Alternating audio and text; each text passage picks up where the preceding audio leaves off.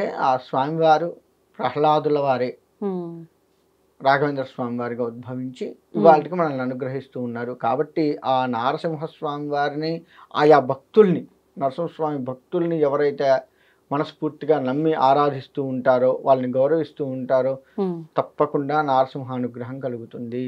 మమ దేహికర అవలంబము నాకు చేయూతనివ్వు స్వామి అని చెప్పి ఎవరైతే హ్మ్. త్రికరణ శుద్ధిగా స్వామిని కొలుస్తారో తప్పకుండా స్వామివారు చేయూతనిచ్చి వారు అధపాతాళంలో ఉన్నా సరే పైకి తీసుకువచ్చి ఒక స్టేజిలో ఉంచగలుగుతారు. అందులో హ్మ్. ఎటువంటి సందేహం లేదు. ఎవరైనా చేయొచ్చా? మగవారు, ఎవ్వరైనా ఈ ఆడవారు?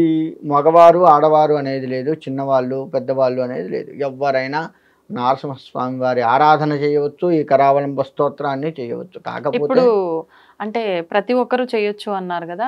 అంటే ప్రత్యేకించి ఏదైనా కోరిక ప్రకారంగా కొన్ని వారాల పాటు చేయాలా? లేదంటే ప్రతి నిత్యము చేసుకోవచ్చంటారా? మనకేదైనా కోరిక ఉండి దాన్ని ఖచ్చితంగా తీర్చుకోవాలి. లేదు మనకేదైనా ఆపదలో ఉన్నాము, ఆ కష్టం నుంచి త్వరగా బయటపడాలి అంటే దీక్షగా చేయాలి.